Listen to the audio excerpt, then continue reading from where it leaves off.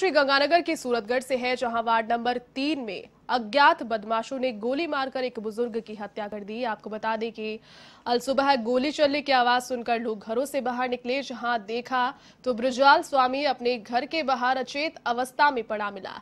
सूचना पर पहुंची पुलिस ने युवक का शव बरामद किया और पास से ही एक देसी पिस्टल भी जब्त किया। पुलिस ने प्रारंभिक जांच में प्रॉपर्टी विवाद को लेकर हत्या की आशंका यहां पर जाहिर की है। हालांकि पुलिस मामले की गहनता से फिलहाल जांच कर रही है।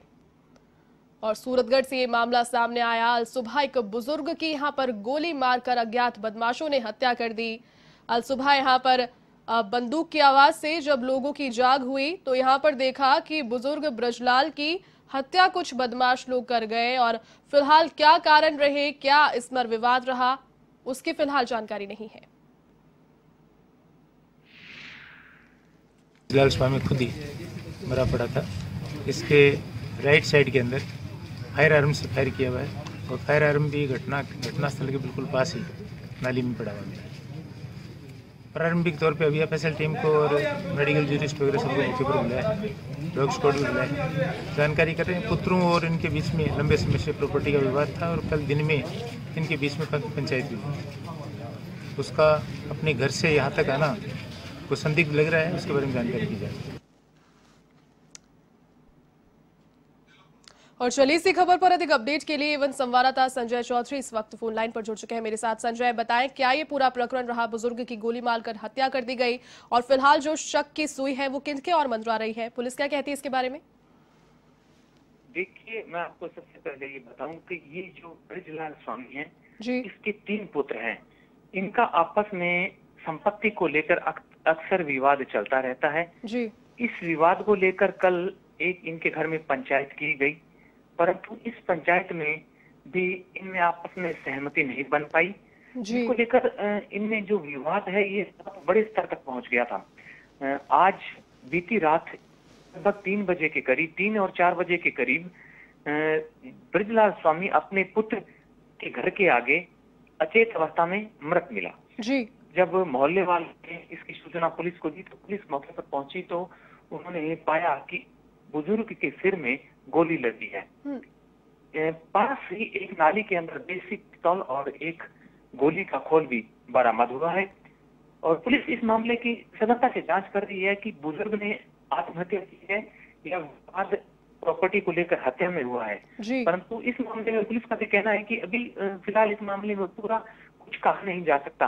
पहले पूरे मामले की जांच की जाएगी, उसके बाद ही नतीजे पे पहुंचा जाएगा कि हत्या हुई है या आत्महत्या हुई है। इस पूरी जांच को लेकर गंगानगर से एसएफएल की टीम और एमओबी की टीम पहुंची और डॉग स्क्वाड से भी उस पूरी जगह की छानबीन की गई। सिटी सीओ विद्या प्रकाश भी मौके पर पहुंचे और उन्होंने बताया कि इनका ये प्रॉपर्टी का जो विवाद है काफी लंबे समय से चलता आ रहा है, जिसकी कई बार पुलिस में उन्होंने एप्लीकेशन भी दी है और एक दो जो इनके प्लाट है, जो मकान है, वहां पर भी इन्होंने एक नोटिस चस्पा कर रखा है कि ये विवादित भूमि है, ये विवादित प्लाट है, इसे कोई ना खरीदे और ना इसे किराए पर ले। तो इस पूरे मामले को संपत्ति विवाद से ही जोड़कर देखा जा रहा है।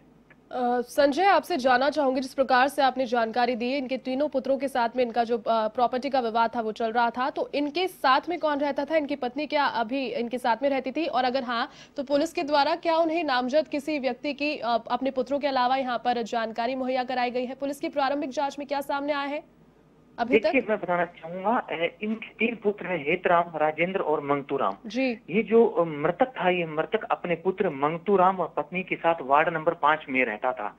जहां पर ये लाश मिली है, जिस पुत्र राजेंद्र के घर के आगे, वहां से उसके घर की दूरी लगभग 1 किलोमीटर है। कहने का मतलब जब 3 बजे के लगभग एक पड़ोस जब उठा तब उस वक्त ऐसा कुछ नहीं था और जब ये 4 साढ़े 4 बजे जब वहां से लोग गुजर रहे थे घूमने वाले, तब उन्होंने इस चीज को देखा। तो मतलब कहने का ये बुजुर्ग अपने घर से चलकर आया है या उसे फोन करके बुलाया गया है, फिर गोली मारी है। ये सब जांच के विषय हैं। इनमें आगे से अभी जांच जब होगी उसके बाद ही तफसील से खुलासा हो पाएगा कि पूरे मामले की सच्चाई क्या है। संजय, क्या इनके तीनों पुत्रों में से किसी ने अभी तक पुलिस से सामने आके बात की है? क्या उनके बयान दर्ज किए गए हैं इस संबंध में? तीनों में से किसी के भी? किसी के पुलिस ने ऑफ द रिकॉर्ड उनके पुत्रों को पूछताछ के लिए बिठा रखा है जी। और उनसे अब जब उस शव अभी मॉर्चरी में रखवा दिया गया है, तो उसके बाद में ये पूरी कार्रवाई होने के बाद में पुलिस उनसे शायद शाम तक पूछताछ करेगी और हो सकता है मामले का खुलासा भी कर दे। जी जी जी, बहुत शुक्रिया संजय तमाम जानकारी के लिए।